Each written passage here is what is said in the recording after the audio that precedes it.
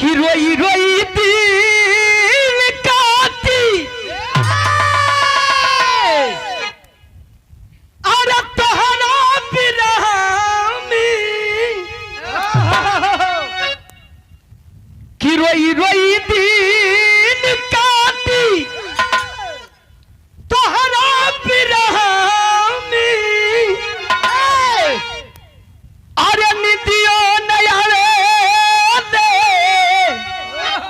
यही भवनवा में हो संजीत भैया अरे निदियो नया यही भवनवा में हो अरे अखिया के पुतरी में बसलू कबूतरी इलेनिया बोल ले दे अरे अखिया के पुतरी में अब बसलू कबूतरी तब रतिया के आवेलू सपनवा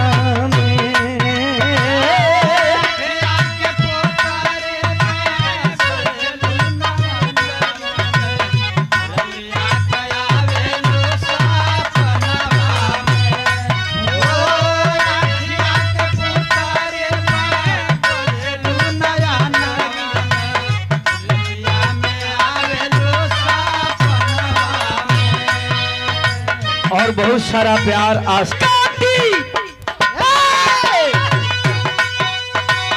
तोहरा बिरह में अरे निदियो नया भवनवा में हो अरे निदियो नया भवनवा में हो अखिया के पुतरी में बसलू कबूतरी अखिया के पुतरी में बसलू कबूतरी तब रतिया के आवेलू सपनवा में अखिया के पुतरी में बसलू कबूतरी रतिया में आवेलू सपनवा में अखिया के पुतरी में बसलू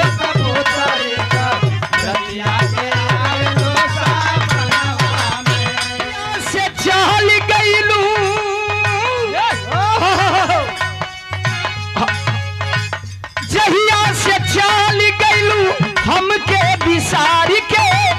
रहता निघारवे में हम मन मारी के रहता निघारवे में हम मन मारी हो रहता निघारवे में हम मन मारी और हमारे छोटे भाई बहुत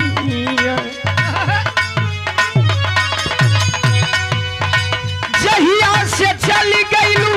हमके बिसारी के रहता निघारवे में हम मन मारी रहता निघारवे में हम मन मारी रहता निघारवे में हम मन मारी बिरह के आगिया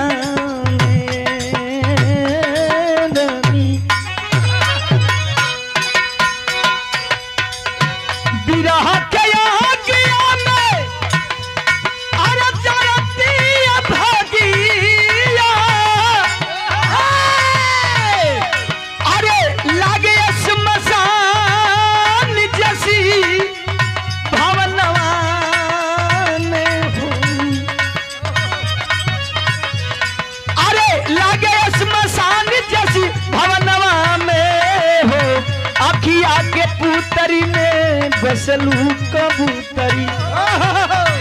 अखिया के पुतरी में बसलू कबूतरी तब रतिया के आवेलू सपनवा में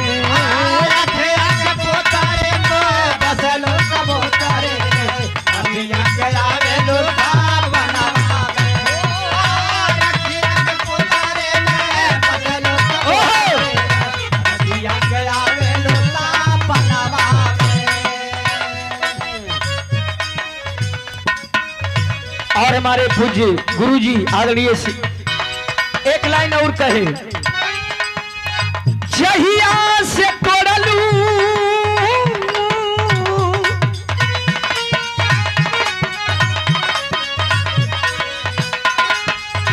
जहिया से तोड़लू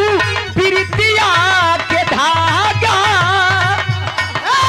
वही दिल से बनल बानी पगलाया भागा, वही दिन से बनल बानी पगलाया भागा, वही दिन से बनल बानी पगलाया भागा।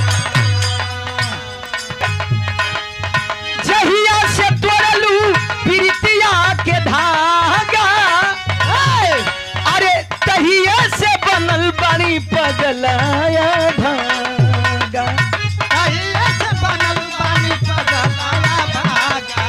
कहिए से बनल बानी पगलाया भागा। चैत बैसाखे